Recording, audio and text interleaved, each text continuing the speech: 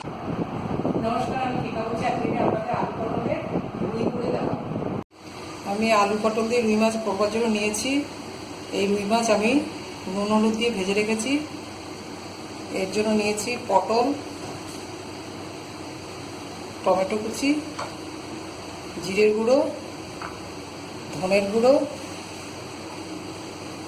ছোট ছোট দুটো আলু ডুমো ডুমো করে কেটে রেখেছি, আদা বাটা, শুকনো লঙ্কার গুঁড়ো আর কাশ্মীরি লঙ্কার গুঁড়ো আর নুন চিনি। আর আমি এটা পুরোটা করব সর্ষের তেলে। 2 চামচের মতো তেল দিয়ে রেখেছি, তেলটা গরম করে রেখেছি। এবার আমি আলু পটলটা এর মধ্যে দিয়ে দেবো।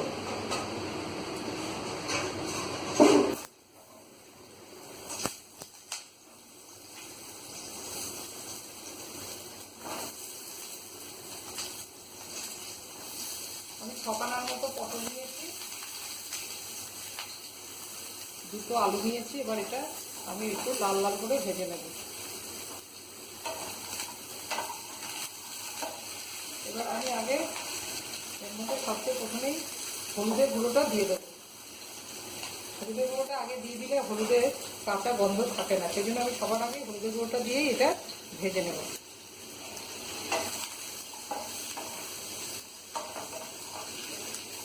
এটা আমি একটু লাল করে ভেজে নেব। পটলটা বেশ লাল লাল হয়ে গেছে, আলুও লাল হয়ে গেছে। এবার আমি এক এক করে সব দিয়ে দেবো। প্রথমেই আমি দেব টমেটো কুচিটা। আমি একটা বড় সাইজের টমেটো কুচি করে রেখেছি।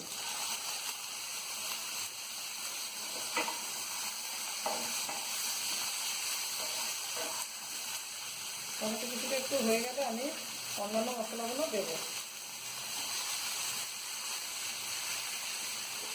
এবার আমি দেব আদা বাটা। আমি আদা বাটাটা দিয়ে দিলাম। 1.5 ইঞ্চি পরিমাণ আমি আদা বেটে নিয়েছি।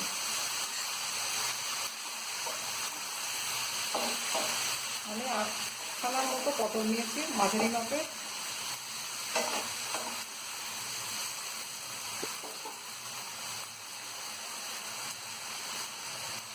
এর সাথে আমি 9 টুকরো রুই মাছের টুকরো দিয়ে আমি এটা রান্না করব। এই জন্য আমি 8 খানা পটল নিয়েছি। এবার আমি দেব জিরের গুঁড়োটা।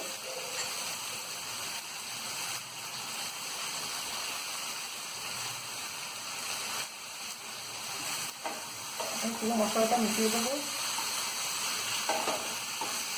আমি এটা খুব আঁচে করছি যাতে মশলাটা তাড়াতাড়ি ভাজা হয়ে যায়। আর টমেটো থেকে একটা জল বেরোচ্ছে, যার জন্য এটা নিচে লেগে যাবে না, মশলাগুলো তাড়াতাড়ি ভাজা হয়ে যাবে। এবার আমি দেব ধনের গুঁড়ো। আমি ধনের গুঁড়োটা দিয়ে দিলাম। জিরের গুঁড়ো থেকে আমি ধনের গুঁড়ো একটু কম নিয়েছি। এবার দিয়ে দেবো আমি শুকনো লঙ্কার গুঁড়ো আর কাশ্মীরি লঙ্কার গুঁড়ো, দুটোই আমি দিয়ে দেবো।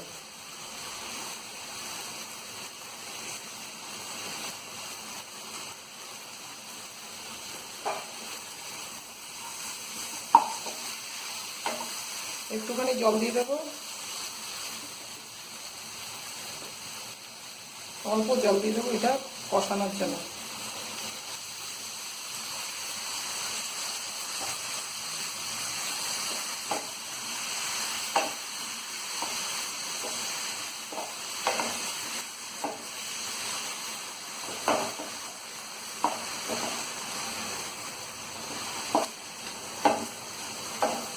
এবারে আমি নুন দিয়ে দেবো। আমি পরিমাণ মতো নুন দিয়ে দিলাম। আগেই মাছগুলো আমি নুন হলুদ দিয়ে ভেজে রেখেছি, এই জন্য নুন খুব বেশি পরিমাণ লাগবে না, এই আন্দাজ মতো দিয়ে দিলাম। বেশ কষা কষা হয়ে গেছে। যেহেতু আগেই পটলটা আর আলুটা ভাজা ছিল, মানে আমি ভেজে নিলাম, তার জন্য তাড়াতাড়ি এটা কষে গেছে। এবার টকবক টকবক করে ফুটছে। এবার আমি এর মধ্যে জলটা দিয়ে দেবো।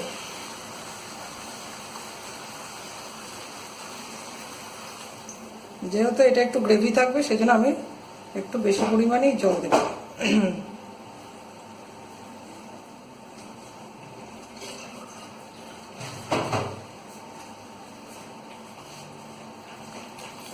আমি এই পরিমাণ 1.5 কাপ পরিমাণ আমি জল দিলাম।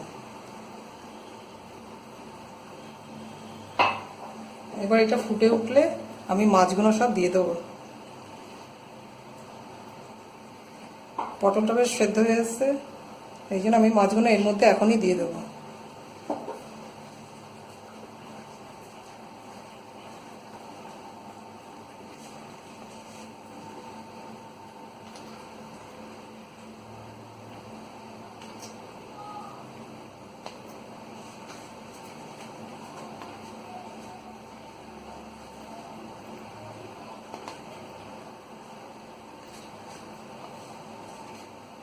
আমি সব দিয়ে দিলাম মাছগুলো। এবার আমি ভালো মতো ঢেকে দেব। এবার আমি ঢেকে দিলাম, ঢাকাটা আমি তুলে দেব। হ্যাঁ, মাছটা হয়ে গেছে। এবার আমি উপর থেকে একটু গরম মশলা ছড়িয়ে দেব। যেহেতু এখন গরম, বাজারে প্রচুর পটল, আমরা পটলের নানা রকম সবজি পটলের তরকারি খাই, পটলের দোরমা খাই, কিন্তু যেহেতু বাজারে এখন খুব বেশি ভালো মাছ পাওয়া যায় না টাটকা, সেই জন্য রুই মাছের সাথে পটল আমরা খেতে পারি। এটা একটা আলাদা টেস্ট এনে দেবে।